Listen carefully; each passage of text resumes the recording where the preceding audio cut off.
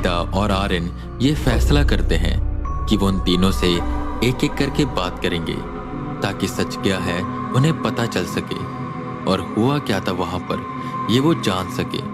सनी रमन और रॉकी को समझा कर आया था कि उन्होंने बोलना क्या है, पर वेदा ने अपनी चालाकी से रॉकी को फंसा लिया और उसे सच निकलवाना शुरू कर दिया।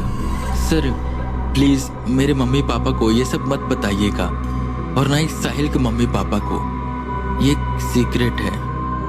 दरअसल हम 4 लोग नहीं बल्कि 6 लोग शिमला जा रहे थे। मैं, साहिल, रमन और सनी और उसी के साथ साहिल की गर्लफ्रेंड नेहा और उसकी फ्रेंड तनीषा। एक ड्राइवर भी साथ में था क्योंकि मैं 6 सीटर कार ड्राइव नहीं कर पाता।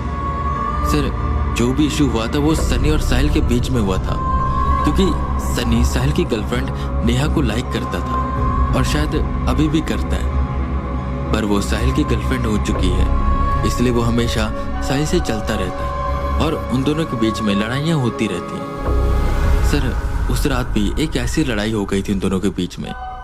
हम रात को एक ढाबे पर रुके हुए थे खाना खाने, तब नेहा साहिल को अपने हाथ से खाना खिला रही थी, जिसे देखकर सनी की जलने लगी तो उसने जानबूझकर साहिल की थाली को ठोकर मारा, जिससे दोनों के बीच में तू मैं शुरू हो गई और फिर वो लड़ाई करने लग गए। सर सनी ने साहिल को बहुत मारा, पर उसके बाद अचानक से पता नहीं क्या हो गया। सनी को शायद रियलाइज हो गया कि उसकी गलती थी। उसने साहिल से माफी मांगी और गले भी मिला और फिर हम वहां से निकल गए। पर ना जाने ऐसा क्या हुआ, जैसे ही हम होटल पहुंचे साहिल को उल्टी आने लग गई और उसे अनईजी फील होने लगा, तो हम उसे वापस ले आए। पर हम नहीं चाहते थे कि घर में किसी को सच पता चले। और सर प्लीज आप बताइएगा मत। देखो मैंने आपको सब कुछ सच सच बता दिया है। ये सच सुनने के बाद वेदा और आर्यन दोनों ही हैरान थे कि आखिर ऐसा क्या हो गया बीच में। वो दोनों बाहर निकले। दोनों ने देखा सनी वहां पर नहीं था। वेदा ने पूछा कि सनी कहां पर है, जिस पर अमन बताता है कि वो साहिल से मिलने गया है। वेदा और आर्यन भागकर साहिल के रूम में पहुंचे तो सनी साहिल को पानी पिला रहा था। सर वो मैं बस साहिल को देखने आया था कि कैसा है वो, और जैसे मैं कमरे में आया तो ये मेरे से पानी मांगने लगा, तो बस मैं इसे पानी पिला रहा था। उसने बड़ी मासूमियत से पूछा, जिस पर वेदा को कहीं ना कहीं शक हुआ।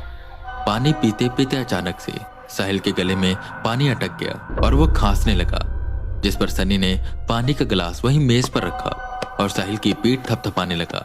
जिस पर वेदा ने ग्लास को देखा तो उसमें थोड़ा पानी बचा हुआ था। वेदा ने आर्यन को इशारा किया कि वो पानी के गिलास को उठा ले। कुछ हुआ है क्या? अच्छा ठीक है सनी, चलो अब जाओ तुम। साहिल का ध्यान हम रख लेंगे, तुम उसकी चिंता मत करो। इतना बोल आर्यन सनी को कमरे से बाहर लेकर जाने लगा और इसी के साथ साथ उसने वो ग्लास भी उठा लिया। हो ना हो आर्यन, ये सनी कुछ न कुछ तो खिचड़ी पका रहा है। एक पल लड़ता है तो दूसरे पल दोस्ती निभाता है।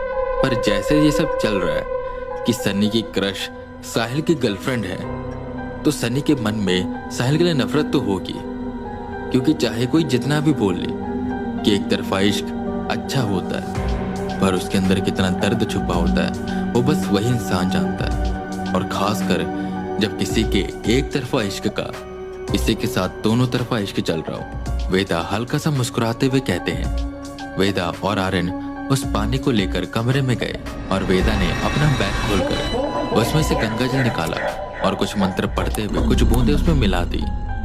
जैसे वो गंगा जल उस पानी के साथ मिला तो उस पानी का पूरा रंग लाल हो गया। लाल कहें या वो पूरा पानी खून में बदल गया, ये वो समझ नहीं पा रहे थे। वेदा एकदम से हैरान हुए और आर्यन ने देखकर हक्का बक्का रह गया। ये क्या? अभी तो ये पानी था और खून में कैसे बदल गया? आर्यन ने पूछा, जिस पर उस पानी के गिलास को हवा में उठाते हुए वेदा बोले, आर्यन इस पानी में कुछ न कुछ तो मिला हुआ था जिसकी वजह से ये लाल हो गया। जरूर सनी कुछ न कुछ कर रहा है। वो शायद अपने प्यार में सब कुछ भूल चुका है और एक काले रास्ते की दुनिया पर जा रहा है। हमें उसे किसी न किसी तरह रोकना होगा, वरना बहुत बड़ा अनर्थ हो जाएगा। पर हम ऐसा कुछ कर भी नहीं सकते, क्योंकि हमने अगर एक गलत कदम उठाया तो उसके हाथ में वो गुड़िया है जिससे वो साहिल को नुकसान पहुंचा सकता है। ये काला जादू का केस ऐसे ही होता है कि समझ नहीं पाते कि हो क्या रहा है और इससे छुटकारा कैसे पाए। आर्यन हामी भरता है।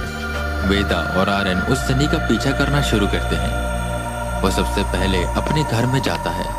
वेदा और आर्यन उसके घर के बाहर पहरा लगाए हुए थे क्योंकि वेदा को ये यकीन था कि कुछ ना कुछ जरूर करेगा, क्योंकि आज इसने उसे पानी पिलाया है और उसमें कुछ मिलाया था।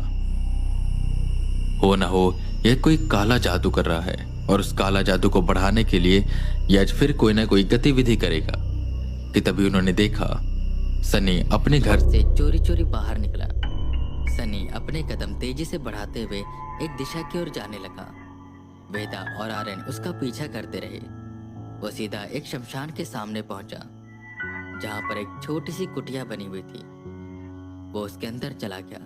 वेदा और आर्यन भी पीछे पीछे जाते हैं और खिड़की से अंदर की ओर झांकते हैं तो जो वो देखते हैं उससे हैरान हो जाते हैं।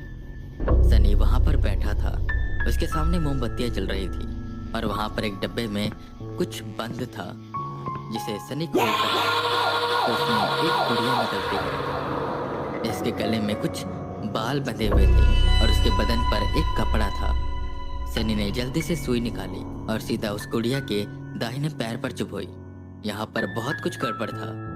वेदा ये सब देखकर सब कुछ समझ गए, पर उन्हें ये समझ नहीं आ रहा था कि इसे ये सिखाया किसने। और अगर इसने सुई चुभोई है मतलब वहां साहिल के दाहिने पैर पर जरूर कट लगा होगा। आर्यन और वेदा वापस से साहिल के घर की ओर भागे। केस जितना सोचा था ये उससे भी ज्यादा पेचीदा होता जा रहा था।